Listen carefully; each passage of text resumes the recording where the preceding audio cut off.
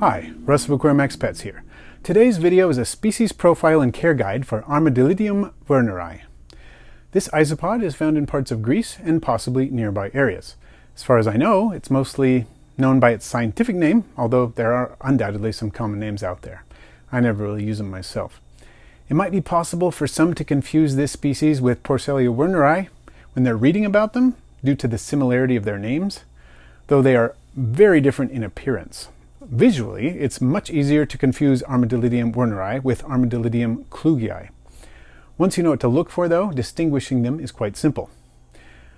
A klugii has 3 rows of spots, while werneri has 5 rows of spots. And as far as I know, while some localities and morphs of klugii have some yellow spots, werneri does not.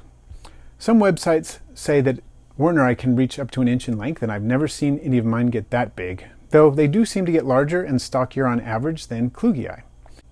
Like all of the isopods in the genus Armadillidium, and many outside of it, Armadillidium werneri can conglobate.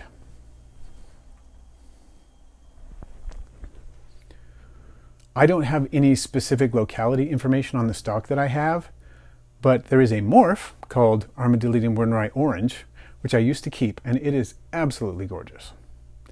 Now, on to care for Armadillidium werneri. Provide standard isopod substrate with plenty of decaying leaf litter and some bark, hides, and good ventilation. A moisture gradient is, of course, helpful. I seem to find that werneri is more often on the drier end of its enclosure, but they do, of course, need a moist area. My room temperatures, which are about 65 to 68 Fahrenheit in the winter and about 75 to 80 Fahrenheit in the summer, seem to work out just fine.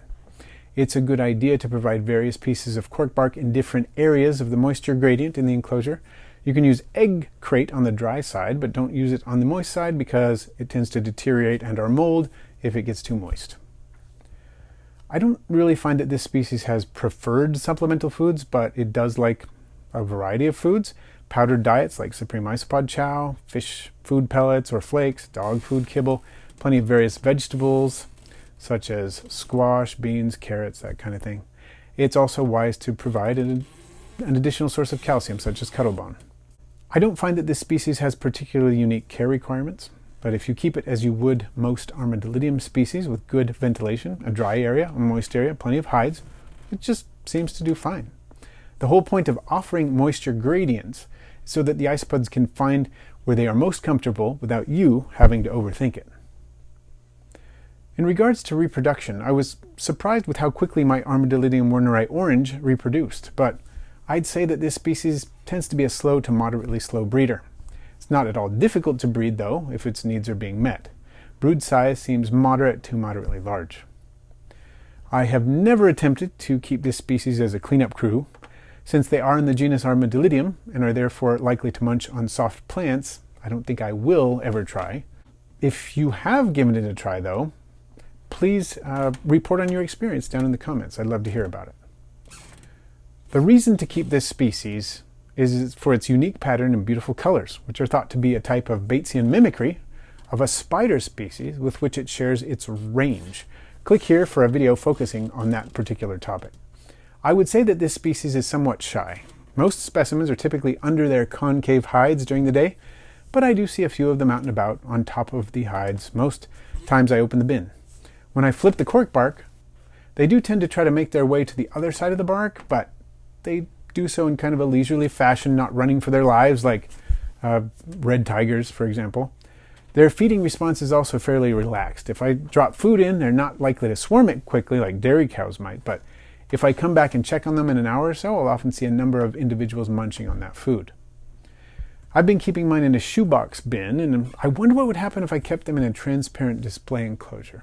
As I've mentioned in other videos, many isopod species will acclimate to transparent containers and remain quite visible during the day. This is especially true of isopods in higher population densities. If you've kept this species in such an enclosure, let me know how that went down in the comments. So, to summarize, I'd say that the pros of this species are its attractive color pattern, respectable size, and relative ease of care. I can't think of any significant cons of keeping this species. If you're looking for a brightly colored and fairly large Armadillidium species, and you already have Armadillidium gestroi, look no further than Armadillidium werneri. And thanks for watching. I post videos every Friday with live streams once a week as well, all on aquarium and vivarium pets. Please feel free to share, rate, comment, and if you haven't already, subscribe. And then tap the bell for all notifications so you don't miss my next video.